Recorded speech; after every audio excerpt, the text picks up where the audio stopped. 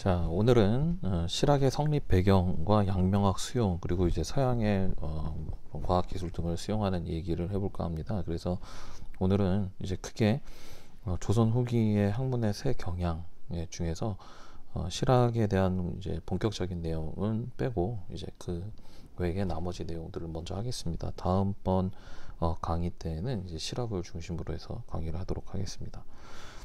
자, 우리 실학을 보기에 앞서서 이제 성리학이 이제 나누어지는 성리학을 공부한 살인파들이 권력을 장악한 이후에 이제 나눠지는 모습을 좀 먼저 살펴보고요. 그리고 나서 이제 성리학의 이제 중국에서 성리학 이후에 나왔던 양명학이 우리나라에 들어온 이야기, 그리고 이제 서양 과학 기술에 대한 이야기도 해보겠습니다.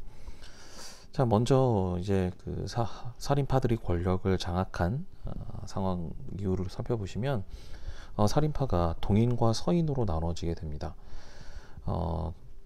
살인이 권력을 잡은 이후에 그 살인 안에서 이제 누군가 더 주도권을 잡고 가느냐로 나눠진 사건인데요. 일단 동인하고 서인이 있는데 이 중에서 동인이 대체로 좀 젊은 새롭게 나온 사람들이었어요. 그러니까 살인들 중에서도 조금 젊은 사람들이었고요. 그리고 이들의 스승을 보면 이제 뭐 서경덕이라던가 스승을 보면 서경덕 아니면은 뭐 조식 그리고 이왕의 이제 항맥을 이은 사람들이라고 되어 있는데요. 이 말은 뭐냐면 특별히 누군가의 제자라기보다는 새롭게 관직에 나왔던 사람들의 제자들이 이렇게 뭉친 거고요. 여기에 비해서 서인의 경우에는 성원과 이의 항맥인데요. 원래 이의 경우에는 동인과 서인이 나누어지는 것에 대해서 이제 반대를 했었던 인물이었었고, 그래서 이제 양쪽을 화해시키려고 노력을 했었는데, 아쉽게도 동인 쪽에서 이의가 가운데에서 이렇게 양쪽을 타협시키려고 하는 모습을 보면서 당신은 우리 편 아니면 그러면 당신 서인 편 아니냐 이렇게 돼가지고 이의가 그렇다면 나는 이제부터 서인이다 라고 해서 붕당 간의 균형을 잡는 쪽으로 생각을 바꿨기 때문에 이의는 서인에 이렇게 포함이 된 걸로 봅니다. 임진왜란 등을 거치면서 이제 북인들이 권력을 잡습니다. 우리가 알고 있는 많은 의병장 중에 상당수가 북인들이었기 때문에 북인들이 권력을 잡는 데 성공을 했었고요. 그런데 이제 광해군이 쫓겨나는 인조반정이 일어나게 되면서 이제 광해군이 뭐 궁궐을 지나치게 증축을 한다던가 뭐 하는 문제로 백성들에게 좀 이렇게 평이 좋지 않았던 부분도 있었고요. 또 성리학에서 강조하는 부모 자식 간의 도리라던가 뭐 형제의 우애 뭐 이런 부분에 있어서 상대방에게 빌미를 제공을 했죠. 결국 서인이 남인과 함께 인조반정을 성공시키면서 동인 그 중에서도 이 북인의 경우에는 이후 역사에서 등장하지 않습니다. 자, 그래서 이제 서인과 남인이 남게 된 거고요. 우리가 앞서서 살펴봤다시피 이해성 논쟁이나 이런 것도 이제 여기에 이제 관련되어 있는 내용입니다. 병자호란 중에서는 이제 크게 두 개로 세력이 나눠지게 되는데요. 병자호란 중에는 주화론과 척화론으로 나눠지게 됩니다.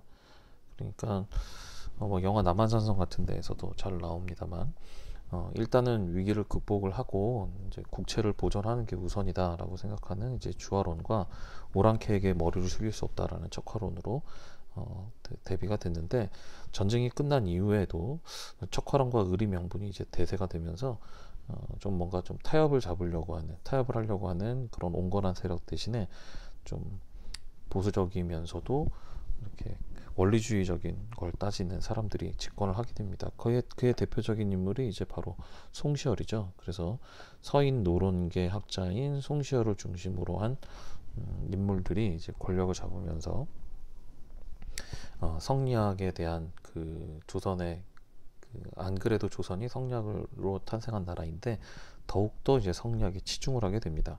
그러면서 이제 주자하의 학설 이외에는 모든 이론을 거부하게 됩니다. 그러니까 굉장히 보수적이죠. 그래서 마치 그 뭐 성리학 뭐 농담처럼 얘기합니다만 뭐 성리학 탈레반이다 뭐라고 성리학 이외의 나머지 모든 학문은 다 사특한 학문이고 이것은 모두 다 뭐랄까 이단이다 뭐 이렇게 주장을 했었던 거죠.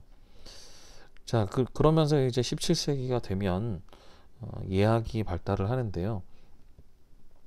뭐 지배층의 입장이 반영되어 있었고, 이제 두 번의 큰 전란으로 인해서 이제 기존의 조선 체제가 많이 훼손이 됐고, 또 그런가 하면 국왕이 이제 뭐 임진왜란때 도망을 간다던가, 아니면은 국왕이 병자호란 때 이제 청나라의 황제 앞에 무릎을 꿇고 이제 굴욕적인 일을 당한다던가, 뭐 이런 그런 훼손된 명분과, 그리고 뭐 공명첩이라던가 납속이라던가 하는 이런 것들을 통해서 신분 질서가 좀 많이 좀 엉클어졌죠. 그래서 이제 이런 걸 회복하기 위해서 좀 더 예의라던가 이런 걸 따지는 예학의 연구가 심화가 됐던 거고, 그런 과정에서 우리가 지난번에 살펴봤었던 예속 논쟁도 이렇게 발생을 한 겁니다. 그래서 이제 뭐 좀 더 이제 더 많이 따지게 된 거죠. 뭐 보통 우리가 이렇게 대충 뭐 할 수도 있는 부분인데, 이런 거에 대해서 막 목숨 걸고 싸우는 모습들이 보여집니다. 자, 근데 이렇게 그 지배층들을 중심으로 해서 성리학에 대한 생각들이 막 강화되면서, 한편으로는 반작용으로 이제 주자에서는 별로 중요하게 생각하지 않는 이제 육경이라던가 아니면 유교가 아닌 나머지 이론들을 수용하려는 시도도 있었습니다. 그래서 윤유하고 박세당 같은 경우에는 주자의 학문적 체계를 인정하지 않고 이제 독자적인 학문 체계로 이제 주장을 했는데요.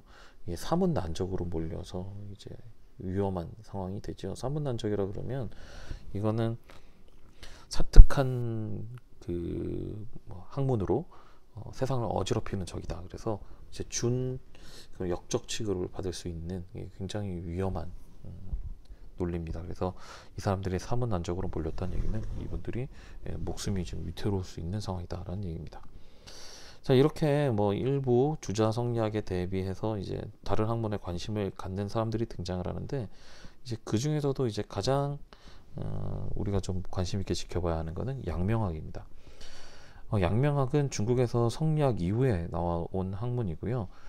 실천을 되게 강조를 합니다. 그러니까 성리학의 경우에는 실천보다는 먼저 본인의 수양을 강조를 합니다. 그래서 일정한 수준 이상 올라가기 전까지는 이제 실천이 강조가 되질 않아요.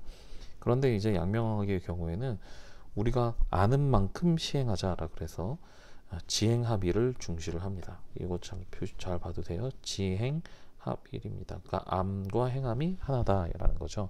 그러니까 배움이 비록 부족하더라도 뭔가 자기가 배워서 깨달은 만큼 시행에 옮기고, 그 과정에서 잘못되는 문제가 생기면 다시 또 공부를 해서 또 수행을 하면 되니까요. 그래서 아무래도 주자학, 성리학에 비해서는 훨씬 더 실천을 강조하는 학문이 됩니다.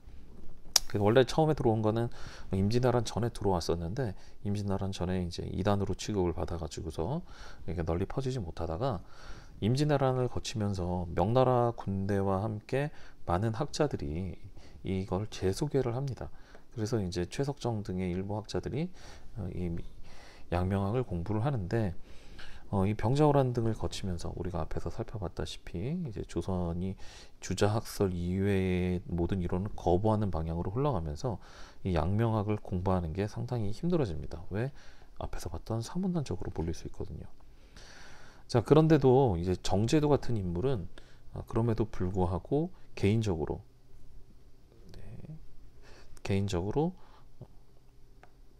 이 양명학을 계속 공부를 합니다. 그래서 이제 양명학의 학문적 체계를 형성을 했고요. 이걸 어디 가서 다른 사람들한테 좀 가르치긴 좀 힘들거든요. 그래서 강화학파라고 해서 정제도가 강화에서 살았거든요. 그래서 정제도의 집안 후손 혹은 가까운 친인척 아니면 이제 친구 같은 친인척이라던가 뭐 이런 사람들에게 가학의 형태, 그러니까 집안에서만 하는 학문이죠. 그러니까 어디 나가서 나 양명학 공부합니다 라고 얘기를 못 하는 거예요. 그래서 이제 이 강화학파의 영향을 받은 사람들은 아무래도 이제 실천을 중요하게 생각을 하고, 또 우리 주변 생활을 막 돌아보다 보니까 아무래도 우리의 국어라던가 역사라던가 서예, 문학 등 우리나라의 고유 문화에 관심을 갖게 됐었고, 또 이들이 정약용 등의 실학자들과 상호 교류를 하면서 이들에게 이제 영향을 주었다고 합니다. 그래서 나중에 실학이 등장을 하면 이런 양명학에 영향을 받았다 이렇게 얘기를 합니다. 그런가 하면 이제 이게 개화기까지도 이어져서 나중에 이제 의병항쟁을 하셨던 분들 중에는 이 양명학, 이 강화학파의 영향을 받았던 분들이 꽤 많았다고 합니다. 자, 그러면 넘어가서 이제 다음에 서양의 과학기술 등이 도입되는 얘기를 한번 해볼까 합니다. 자, 서양의 과학의 수용인데요. 당시 이제 동아시아에서 서양 과학을 수용하는 이제 가장 보편적인 방법은 바로 서양의 선교사들을 통해서 이제 받아들이는 겁니다. 서양의 선교사들이 이미 그 임진왜란 전에 동아시아에 와 있었죠. 그래서 일본의 경우에는 일군 선봉장이었던 임진왜란 당시 우리나라를 쳐들어왔던 일군 선봉장 소서행장, 보통 고니시 유키나가라고 불리우는 장군이 이미 천주교를 믿고 있을 정도로 일본에는 이미 먼저 들어와 있었고요. 또 중국에서도 이제 마테오 리치라고 하는 이제 유명한 선교사가 이제 중국의 명나라 말 청나라 초에 활동을 하기도 합니다. 근데 이제 우리나라에는 직접 들어오진 않았지만 중국의 과학기술 등을 소개하는 그런 책들을 이제 선교사들이 내면 이 베이징에 왔다 갔다 하던 사신들이 가장 하던 일 중에서 중요한 일 중에 하나가 뭐였냐면 중국의 서적들을 구해오는 일이었거든요. 그래서 이제 그 중국의 서적들을 구해오는 과정에서 서양인 선교사들이 이제 만들어 놨었던 책들이 이제 우리나라에 들어오게 되었습니다. 그런가 하면 이제 우리나라 사신들을 만나서 서양인 선교사들이 좀 우리나라에게 좀 적극적으로 접근한 시기가 있어요. 그러니까 일본에서 천주교가 금지가 되고, 그리고 나서 일본에서 활동하던 천주교 성직자들이 중국으로 쫓겨나게 되는데, 이때 일본을 대신하는 대체적으로 조선을 좀 염두에 뒀었던 모양이에요.